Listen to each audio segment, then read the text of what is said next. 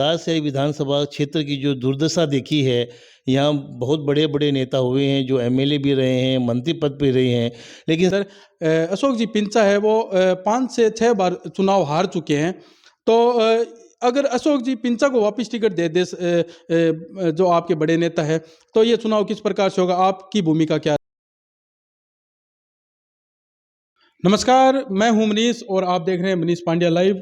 सरदार शहर के अंदर इंटरव्यू का दौर शुरू हो गया है और 2023 विधानसभा चुनाव है। वैसे तो 8-10 महीने पड़े हैं, पर जो नेता है वो इसको बिल्कुल नज़दीक मान रहे हैं और किस प्रकार से ये चुनाव लड़ेंगे, क्योंकि अभी चुनाव की जो हलचल है वो शुरू हो चुकी है।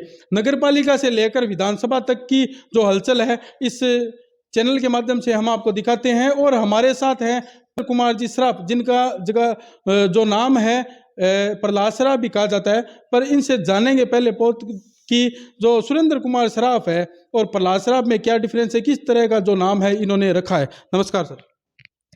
मेरा नाम ऑफिशियली नाम सुरेंद्र कुमार सराफ है, लेकिन मेरा चर्चित नाम प्रहलाद राय सराफ है।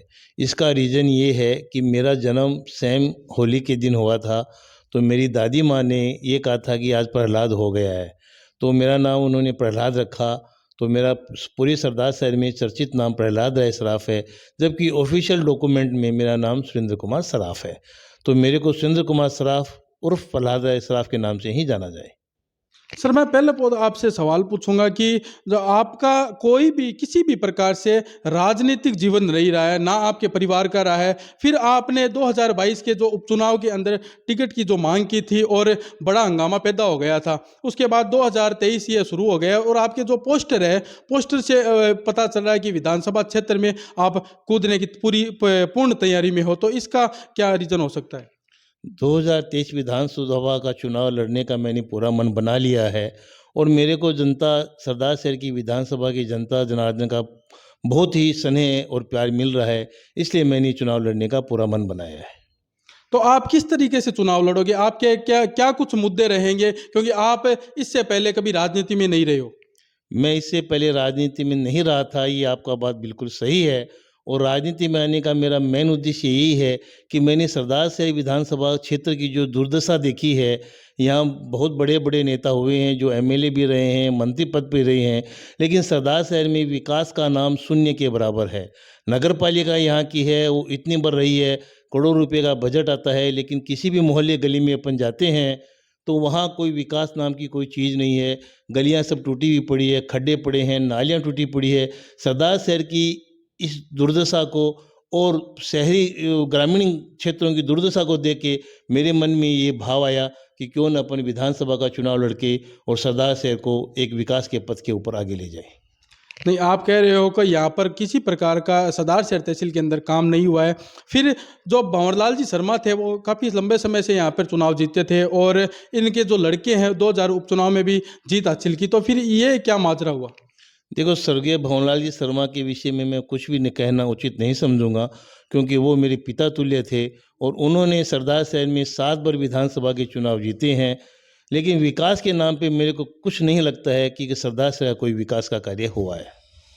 तो जो ये अनिल जी शर्मा यहाँ पर काम करवा रहे हैं, ये मेरे हिसाब से विकास कार्य में गिना जाएगा। और जब मैंने कल राजेश जी पारी का इंटरव्यू लिया, तो उनसे भी मेरा एक सवाल रहा था कि जो पीछे उपचुनाव हुआ था वो किस प्रकार से हुआ और जो ये विधानसभा 2023 का चुनाव होगा वो किस प्रकार से हुआ। तो उनका एक साफ सुथरा जो जवाब आया, वो बोला कि जो पिछला जो चुनाव था वो पिताजी के ऊपर था और जो ये खुद 2023 का चुनाव होगा ये अनिल शर्मा लड़ेंगे। तो जब विकास के मुद्दे होंगे तो अनिल शर्मा विकास के मुद्दे लाएंगे। तो आपके जो काम है, आप कटाक्ष और विपक्ष में किस तरह से रहोगे? जो भी प्रत्याशी विकास के मुद्दे लाएगा तो जनता उनसे पूछेगी कि आपने विकास का क्या काम करवाया है, और उनको जवाब देना पड़ेगा कि हमने विकास का ये काम कराया है। मेरे को तो कुछ लगता नहीं है कि सरदार शहर में विकास का कार्य हुआ है। देखो, एक सवाल ये भी बनता है कि काफ़ी लंबे समय से जो अशोक जी पिंचा है आपके भाजपा से, आपको भाजपा से इसलिए हम बता रहे हैं कि आपके जो बैनर है उस पे बड़े बड़े भाजपा नेताओं के फ़ोटो लगे हैं, तो इसलिए हम ये अंदाज़ा लगा रहे हैं कि आप भाजपा से चुनाव लड़ोगे। और भाजपा से सरदार शहर के अंदर अशोक जी पिंचा है वो 5 से 6 बार चुनाव हार चुके हैं। तो अगर अशोक जी पिंचा को वापस टिकट दे दे जो आपके बड़े नेता है, तो ये चुनाव किस प्रकार से होगा, आपकी भूमिका क्या रहेगी? अगर उच्च स्तर पे अशोक जी पिंचा को इसकी भारतीय जनता पार्टी के प्रत्याशी बनाए जाते हैं, तो मैं उनके साथ कंधे से कंधा मिला के और उनका सहयोग करूँगा। हमें तो भारतीय जनता पार्टी के प्रत्याशी को विजय बनाना है। इसमें न अशोक जी का सवाल है, न मेरा सवाल है। हम दोनों के अलावा अन्य किसी को भी अगर टिकट दिया जाएगा, तो मेरा पूर्ण सहयोग उन्हीं के साथ रहेगा। जैसे पिछले उपचुनाव के अंदर आपने जब टिकट की घोषणा की थी, तो कुछ कार्यकर्ताओं ने आपका विरोध जताया था। अगर ऐसा कारण अब इस 2023 विधानसभा में बनेगा, तो क्या आप किस तरीके से इसे हैंडल करोगे? देखो, जो विरोध करने वाले हैं वो विरोध करते हैं। ये तो प्रजातंत्र है, इसमें विरोध और सहयोग दोनों बने रहते हैं। उस विरोध का कोई मायने नहीं रखता है, विरोध होता रहता है, सहयोग भी होता रहता है। ये तो प्रजातंत्र में चलता रहता है। 2023 का चुनाव अब वैसे माने तो नज़दीक ही माना जा रहा है, और 2023 के चुनाव के लेकर आप किस प्रकार से तैयारी कर रखी है? 2023 का चुनाव नज़दीक ही है।